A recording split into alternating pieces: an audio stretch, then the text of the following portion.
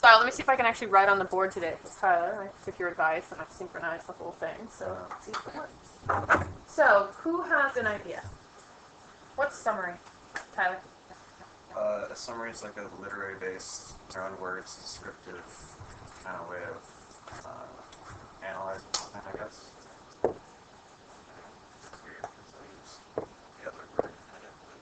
So your own words. Hayden? For summary or... Give me one. Well, analysis is like reading between the lines. Okay. Like I said, it's like why something's how it is. It's like an evaluation. So reading.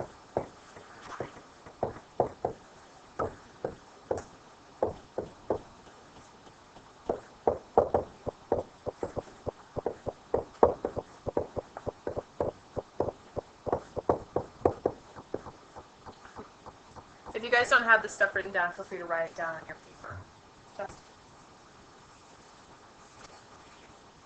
Analysis pulls interpretation from the literature, while summary only states the events as they happen. Okay, so states the events.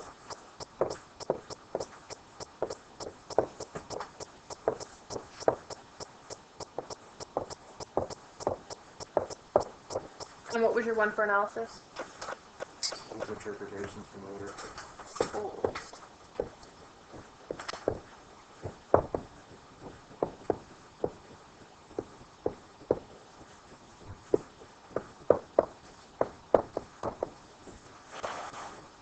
Who has anything else to add? What do you think, Gabrielle? I'll just go back to your paper. Like, what'd you write on your paper? That analysis and explains for like the audiences like how they receive it. Okay. So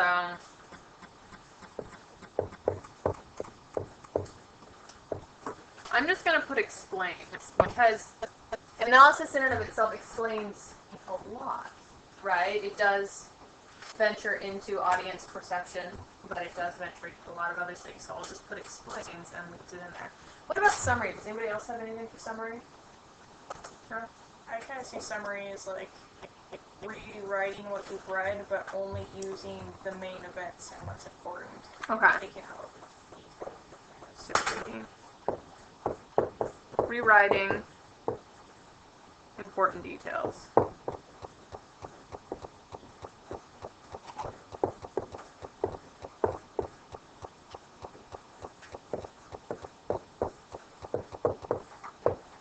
So, does anyone else have anything to add? Yeah. It's like if your friend misses class, you tell them the most important parts of class and not every single word that was said. Mm-hmm. That's what it's like. Yeah, exactly. So, what's the point and the purpose of a summary? Like, why would you write a summary? Why is a summary necessary, Chad? So then you won't have to like go back and read it. Summaries are a really good tool, especially if you're reading long books and you know that you're going to have to take chapter tests on it. You get to the end of that chapter, you write a quick 5-sentence summary of everything that happened. Were there any new characters introduced? What were the situations? What do I think are the key facts that I need to remember? Whereas analysis, Justin, what do you think? What's the point and purpose of analysis? To figure out why someone did something that wasn't previously said. Okay, well, who's the someone? Like the character. Okay, is your analysis just limited to characters? Who else can it encompass? Like people that don't have anything to do with the text? No, like people that have stuff to do with the text that are like in the text. Okay. It's just like it's like reads between the lines. Right. That's sort of why something is a certain way. Okay. Okay. He's missing one key person though. Anybody remember? No? No, Ashley? What do you think, Lee? The author.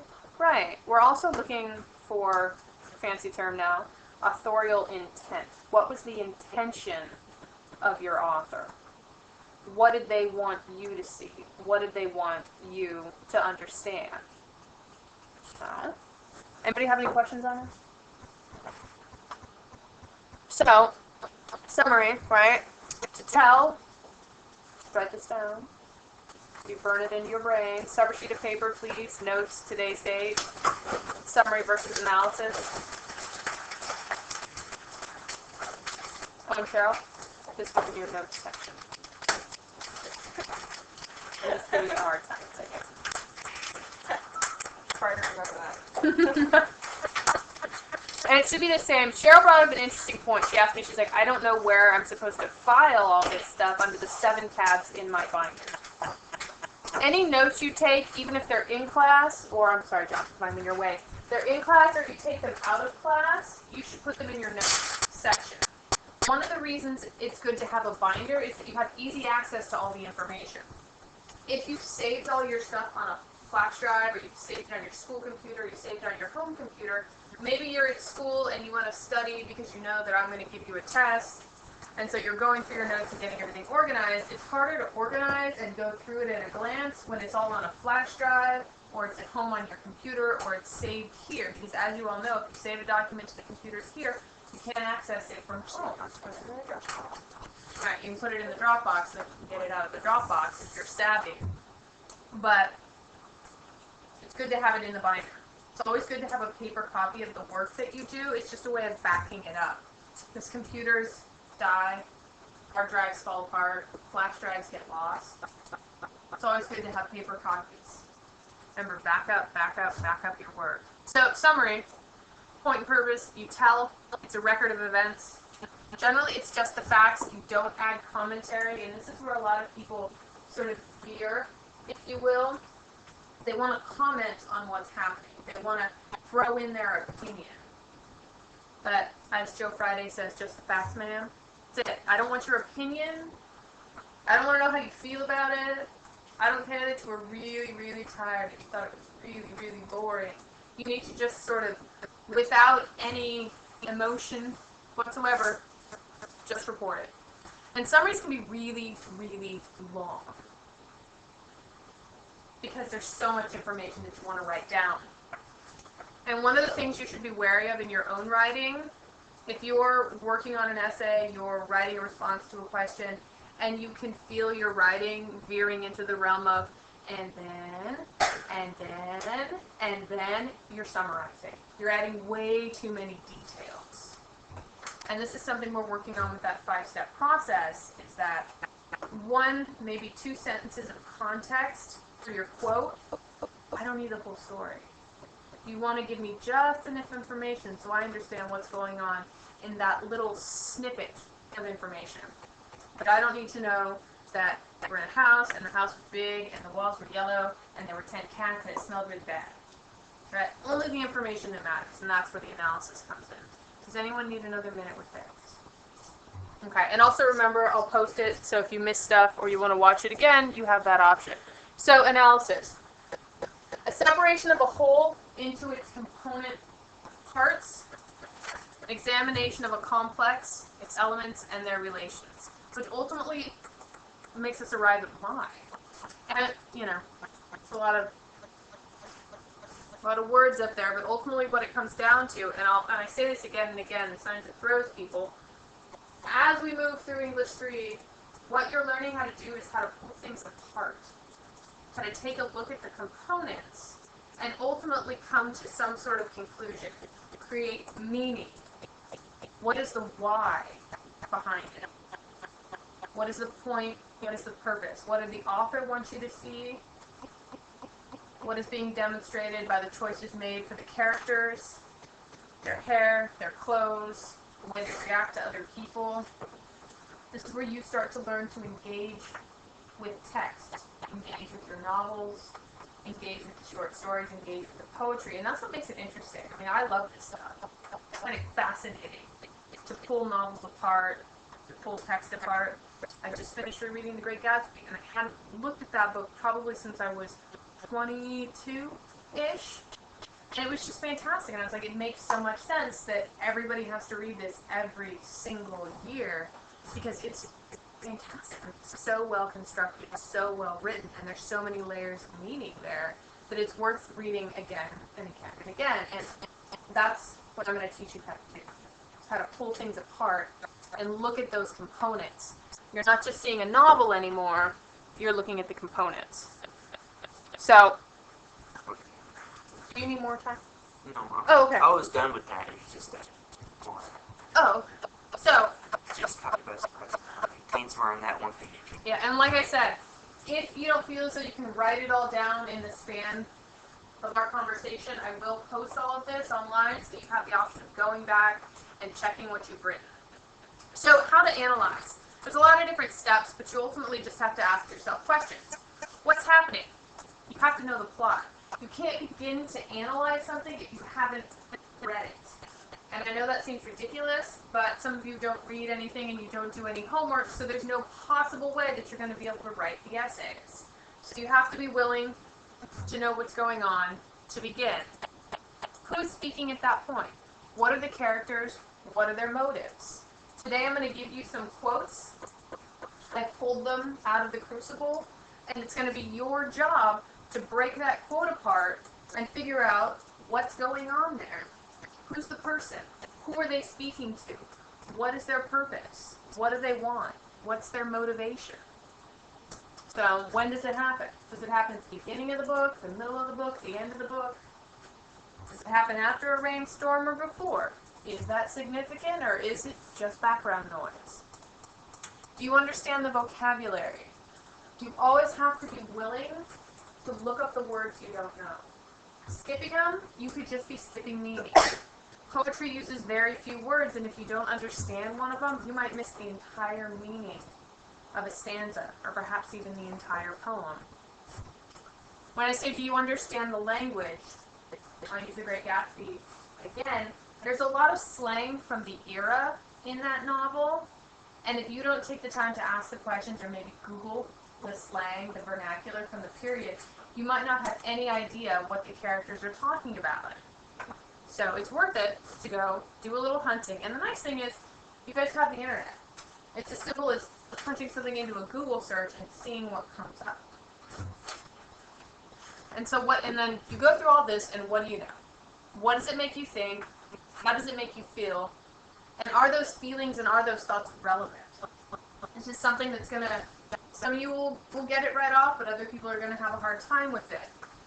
Novels, short stories, poetry, it creates a little world. Envision it like a box. It has walls, it has sides. Those walls and those sides are very, very rigid. If something doesn't exist within that world, it doesn't exist at all. We have memories, experiences, a wealth of knowledge that sometimes is not relevant to the things that we read.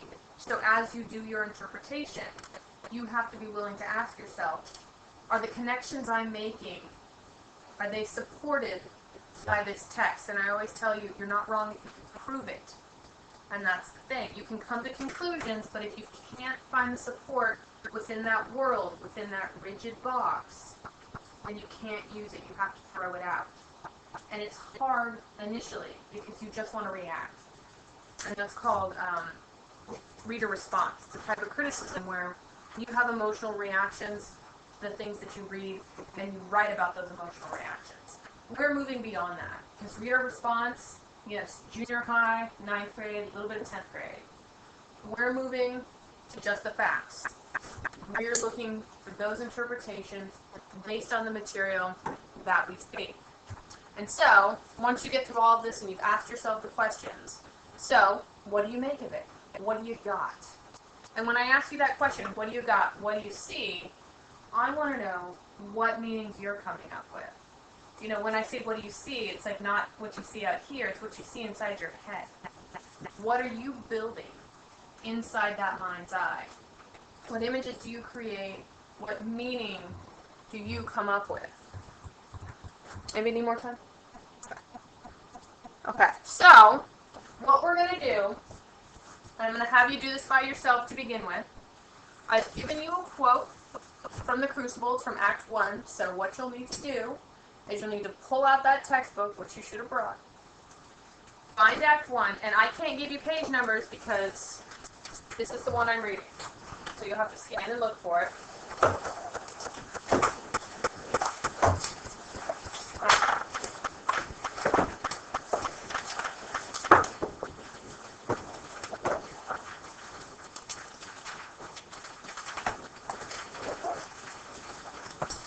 For me, it's about, it's after that introduction, and the dialogue starts, and it's about 1, 2, 3 pages, so maybe the second or third page. Let me know when you found it. Well, 165 is sort of at one. Okay. I'd say 166. 171. Top, bottom, middle. If there's like big pictures of it. Right below the big picture, left hand side or right hand side? Left hand side. Right. Right? Right page, left hand side of that. All right. 171, left hand column. Like left hand side. If you got it, put your finger on it so that I know you found it. Jackson, do you need a book or are you guys okay sharing? All right. If you found it, put your finger on it. Nate, you know where it is? Tyler, you know where it is? Yep. You got your finger on it? Okay. Find it? Chad, you got it? Got it? Reagan, did you have it? Yeah. Found it, Savannah? Yeah. Got it, Jake? All right. So, Paris studies her. The nods. Half convinced. Abigail, I have fought here 3 long years to bend these stiff-necked people to me, and now, just now, when some good respect is rising for me in the parish, you compromise my very character. First question. You've got the quote. I want you, like, on your, you can use another piece of paper. I'll collect this one too, or you can use it on your warm-up. That's fine as well. All right, example 1. Do you have your warm-up, Jonathan? Yeah. Write it on your warm-up. The line, right? Example 1. Who are these people? That's your first order of business. Who's talking? Who's he talking to? So I don't have to write the quote. No, I'm not going to make you write the quote. When you do your group work, I'll make you write the quote. Can you repeat the question? Yes. Who are the people? Who are our characters? What's their relationship to one another?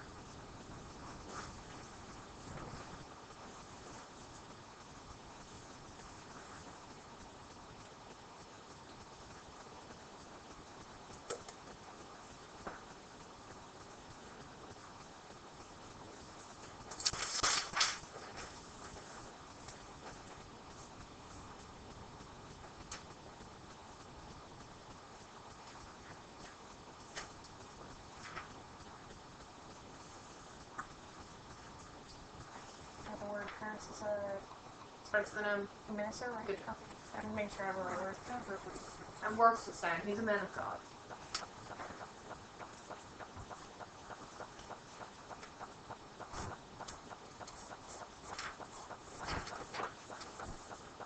Yeah. Who are the characters? And what is their relationship to one another?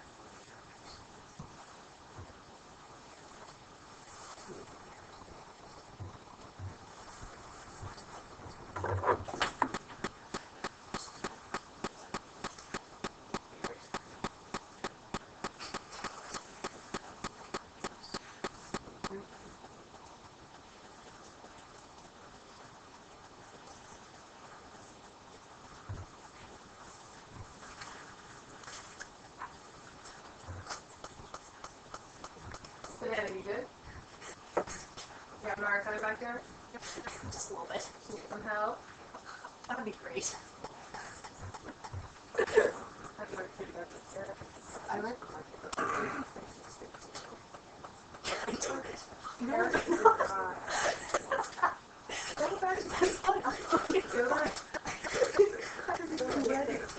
I think this is roll it down. Like, that's the thing. All this introduction stands to be productive. You can still right here, like give you the background situation for the following other big things.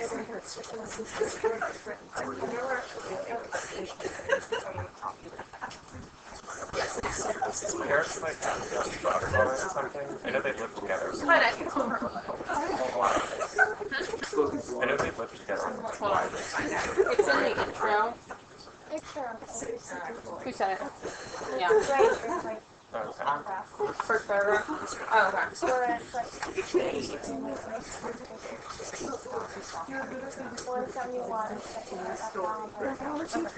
I already know what they are and who represents it.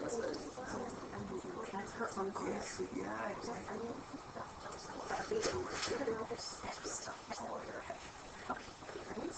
Dude. Okay, who needs more time?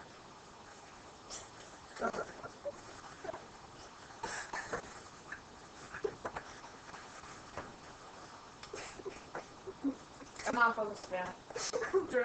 I know. Every day's a struggle.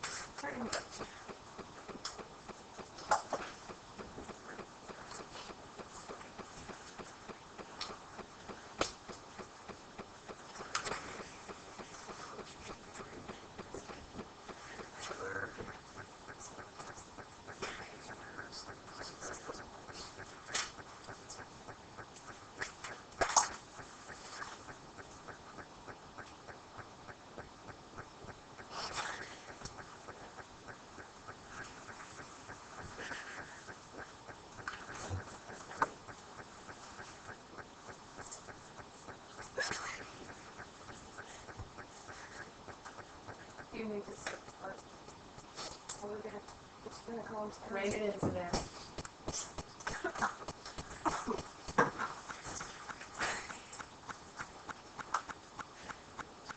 Okay, who needs more time? We good?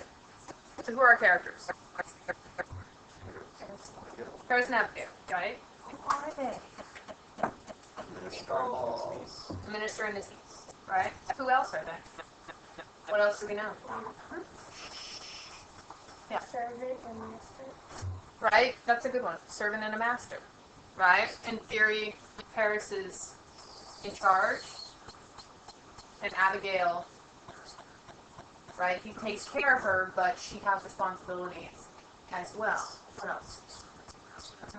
Paris is known around the town as a good man of God and he's a minister, and Abigail is a young woman, kind of like a house lady, kind of like A house lady. that's not really a good one, but like, Okay, you think on that. What do you got? Are we supposed to pull this from like this far in the play? Or Yeah, like what do you know what? at this point? Because it tells us a fair amount, right, up until this Yeah, point. Paris is paranoid. Right, why is he paranoid? Because everyone hates him. He's out to undermine him. Right. He's got some issues to begin with. How do you know? Abigail's like kind of been getting into trouble with the other girls and stuff. Right, she's been getting into trouble with the other girls, but what else do we know about her? Yeah. She's been having an affair with John Proctor. Right. She's been messing around with John Proctor. John Proctor's having an affair with her, but she's not married, right? So she's just sleeping with him. Her wife found out and slanders her name around town. It's true, the wife does turn her out on the road. Otherwise, then she kicks her out of her house. Confronts her husband. And then her husband's been doing penance. Do we know how long? 7 months, right? She's been sticking it to him for 7 months. This one did not let go. Yeah, she's not. Yeah, that's what John Proctor accuses her of. So, we've got Paris and Abigail, a minister who is a bit paranoid because he thinks that everybody in town is out to get him, right? And then he comes to some knowledge about Abigail that perhaps maybe she's not the sweetest, nicest little girl that she tries to play that she is. Do we know anything else about them?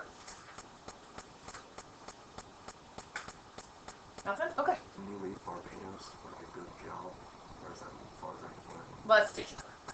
He moved, like, he ran a plantation. Yeah. And he left to you know, do the Lord's work. He whines about that a little bit later. So, anyway, so I have fought here 3 long years to bend these stiff-necked people to me. Stiff-necked. Alright, we're looking at language now. How would you interpret? Because it's not a term we would use normally. I wouldn't say it's something that, you know, a term that I would say all the time or even at all. So, how would you interpret it? What does it mean? Like headstrong or like stubborn. Headstrong, stubborn, Just not really willing to like adapt and conform, I guess. right. They have their own opinions. They know what they want. Anybody else? Okay. So, I have fought here 3 long years to bend these stiff-necked people to me. What does that tell you about it? Controlling, perhaps narcissistic, but do we know that? Exactly. Well, that's one of those things. Like, does it exist in the box? right? Can you find enough support within the text that tells you that this man is narcissistic? What else? Then these people to meet. Wants control. If you want someone to do something the way you're doing it, or think the way you think, what is your opinion? Superior? Doing it the right way. He believes that he knows the right way. And he's a minister, he's a man of God. He knows the right way to worship God, how to have God in your life, and these the Puritans we're dealing with. Remember? So, where's God in their life? Is he over here? Right? He's right here. He's everywhere. He's center in their very existence. He defines who they are, how they work, how they spend their time, how they view the world. And so Paris, he's saying, I know how this world should be, and I'm going to show you. And he's intent upon that. He's come to this community with his own opinions, his way of doing things, and he wants everyone to come with him. So, and now, just now, when some good respect is rising for me in the parish, you compromise my character. So who's the you? Right?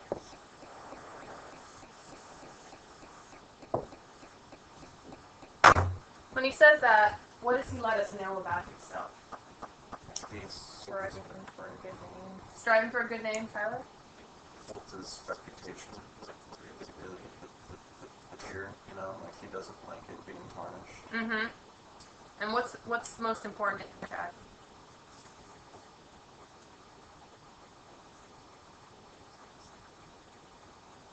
What do you think?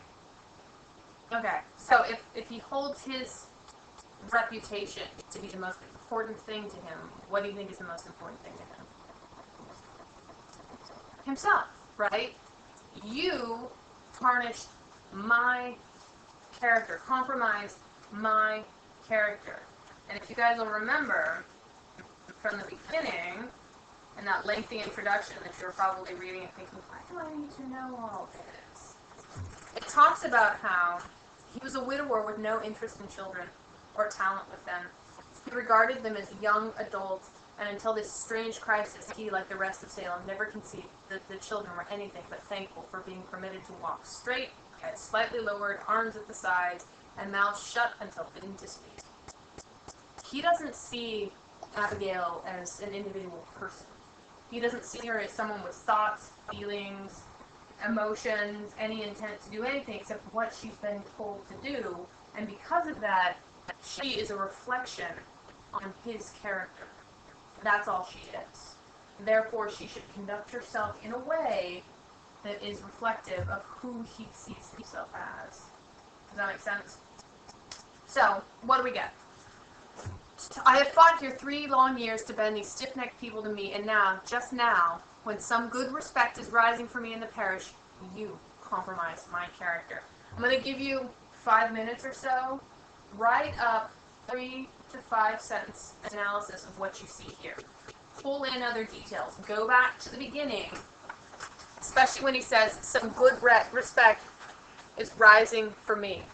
Find an example of that. When he talks about the stiff-necked people, go back to that introduction and pull an example of how they're willful, how they've chosen their path in the world and don't want to bend to someone else's. They talk about having fired and hired many ministers.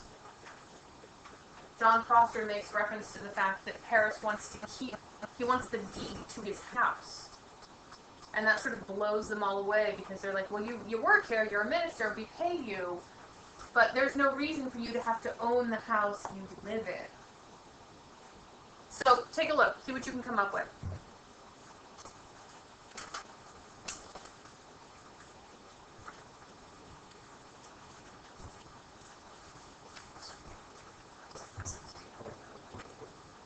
So you found your qualified, 171.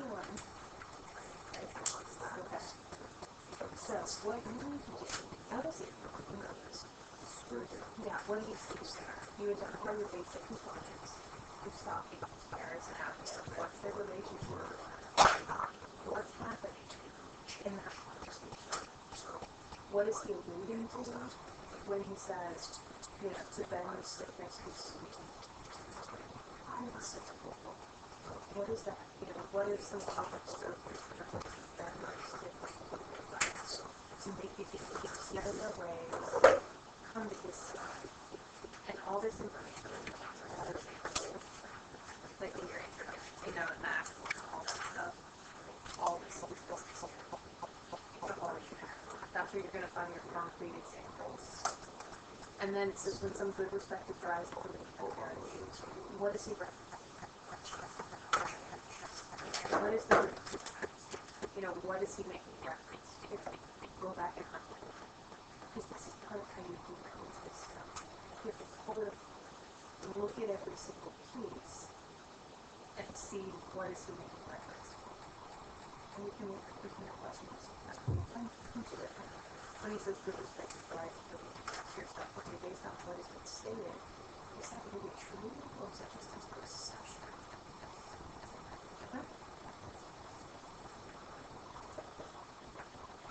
You gotta get it on the place.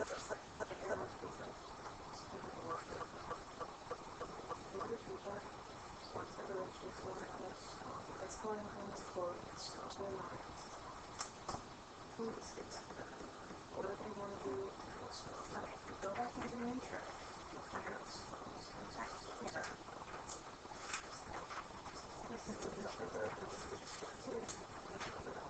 Everything you need to know about that section. Okay?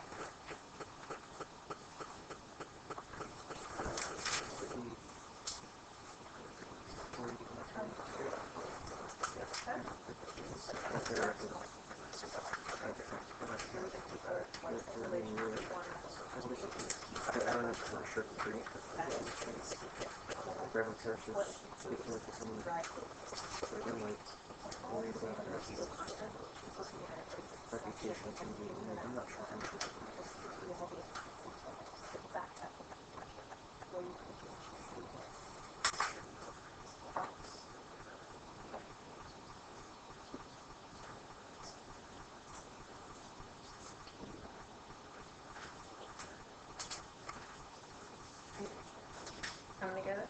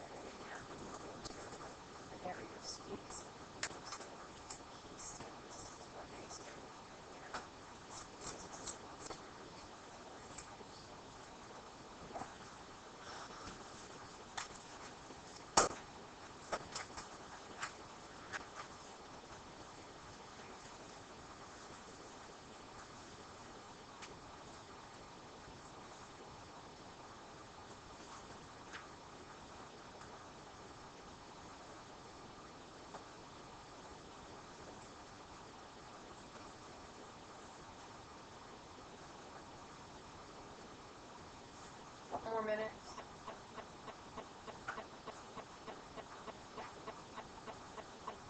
So it's 3 to 5 cents. Yeah. It's safe paper. It's less book file. What?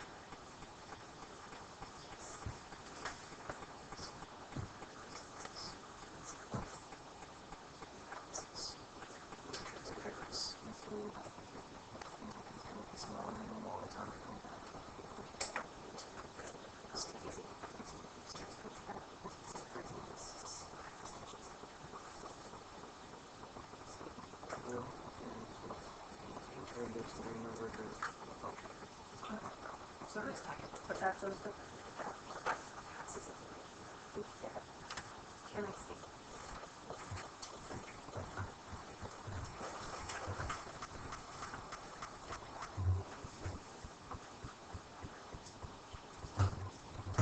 Needs a couple more minutes. Okay.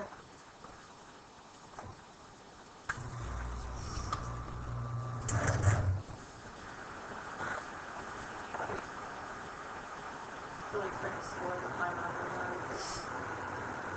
It's not.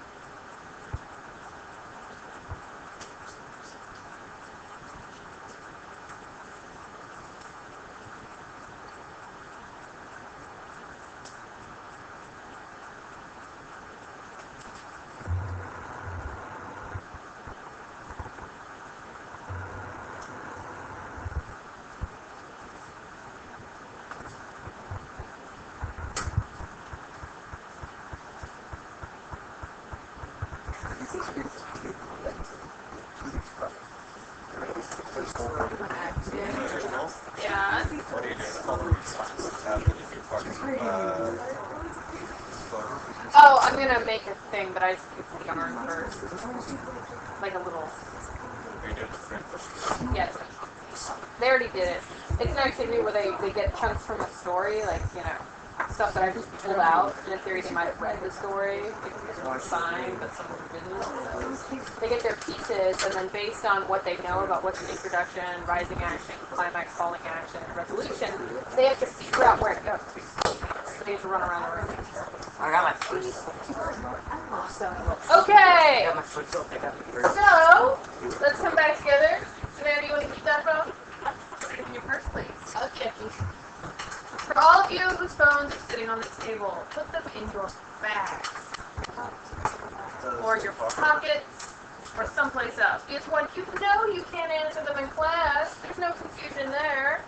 2, you're being incredibly rude to me, because when you put it on the desk, you imply that, you know, there's so much in my life that's more important than this 90-minute English class. It's a little bit rude to me and it hurts my feelings just a little bit. And second of all, you guys live in crazy worlds. Some of you are plagued by anxiety. You have crazy feelings because there's so much stuff going on around you and you don't know what to do because you have so many choices. What I'd like you to do to sort of calm your own minds is try to focus on one activity at a time. Be aware of yourself in the moment. Fully participate in what's going on. Some people call it mindfulness. Some people just call it in flight. When you're in here, focus. Get as much out of this class as possible. Learn as much as possible. English is really interesting.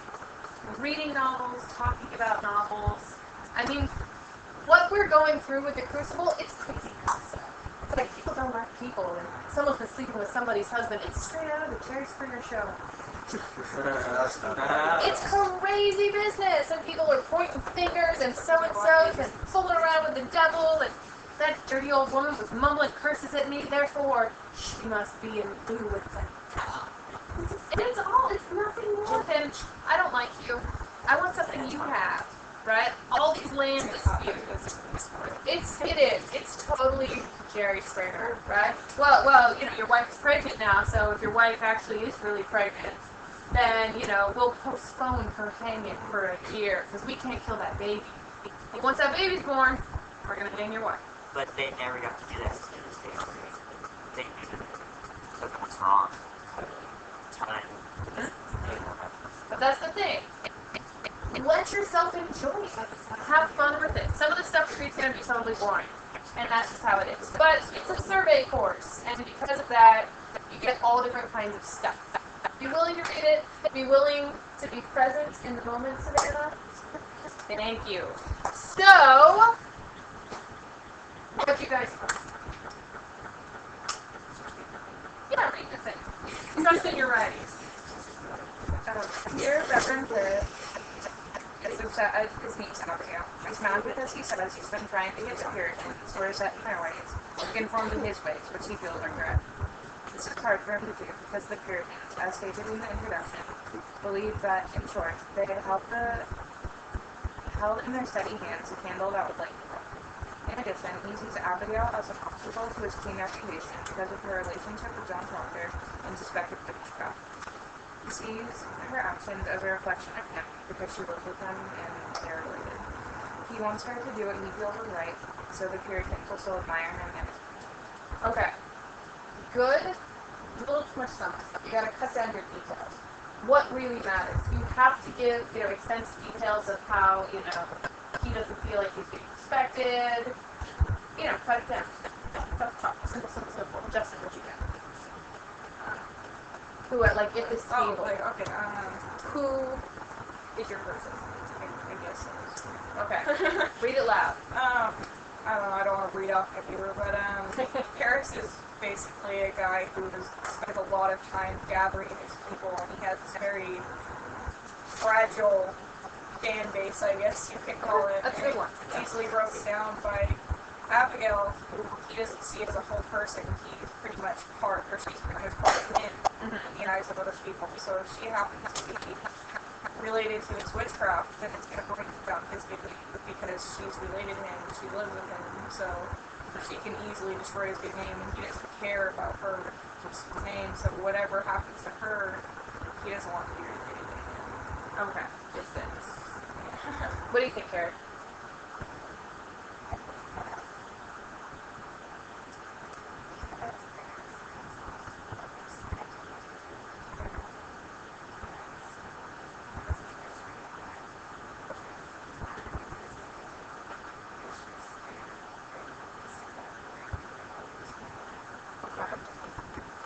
Okay. As Paris loses his respect, or as he gains his respect, when Abigail does things, it reflects purely on him. As though somehow her poor moral character reflects his poor moral character. Does anybody have anything else to add? Yes, Nick. Mine's kind of just an analysis. Okay. Paris. I think it says on the first page that he cut a villain is path in history. Yeah. And I think most people see that in him. So he has to make sure that his reputation is very well kept up, because it's really easy to realize that he's not a good person at all. And so every little thing that he does has to be perfect. So since he's associated with Abigail, if she does anything bad, people are going to immediately start asking questions instead of questioning his character. Okay. So she's a reflection of him. That's the other thing. These are real people. Some of the stuff has been invented, but our author, Henry Miller, he went and read the court transcripts. He pulled all of this from real life events, and when he says, historically, he cut a villainous path, he's a real person. He's someone who lived and breathed, made choices, and it was recorded in all those court transcripts, and that's why we know about this. So, we have 4 quotes. I'm going to put you 1, 2, 3, 4. 1, 2, 3, 4. 1, 2, 3, 4. Jonathan, 1, 2, 3, 4, 1. Group 1, group 2, group 3, group 4. I wasn't sure, what number. 1, 2, 3, 4. Who's 1? Oh, 1, 2, 3, 4. 1, 2, 3, 4. So, if you don't know what your number is, ask the people around you. Figure it out. You are a 1, Jonathan. 1. You're 3. You're 3. That can slip them. Yes. So, 1, 2, 3, 4, somewhere over here. Group 1, group 2, group 3, group 4. Find the quote in the book. What's going on? If you need help locating it, let me know. I will. So are we writing this? So one's through that table over there. 1 through over here, John. Same page. Different page, 1 page for the group, everybody's name. That's not cute at all. You're gonna compile an analysis.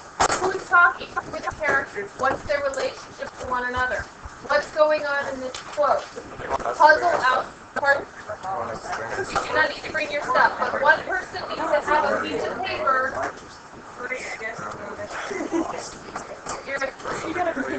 Wait, did 1, 2, 3 is in the middle.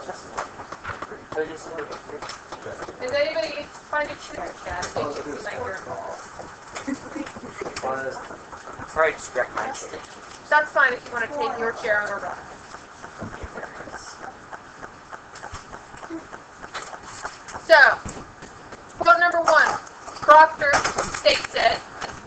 we always were in Salem, but now the little crazy children are jangling the keys of the kingdom, and common vengeance writes the law. Act. Puzzle it out. What do you got? Group number 2, proctors. It is a providence and no great change. We are only what we always were, but naked now. Act. Group number 3, Giles. This man is killing his neighbors for their land. Act 3. And 4, Mary Warren. I cannot tell how, but I did.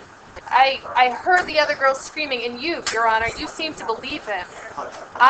It were only sport in the beginning, sir, but then the whole world cried, spirits, spirits, and I promise you, Mr. Danforth, I only thought I saw them, but I did not. So that's you, sir. I know. What do you got? Start with the basic questions. Who are the characters? Who's talking? What's their relationship to one another? What's the situation? Then start pulling apart the components. I would like if you did one piece of paper for everyone. Everybody's names, and then work on your analysis. If you can't find the quote, let me know. I will help you. To the best of my ability with my paperback version. You guys know where you're starting? Okay.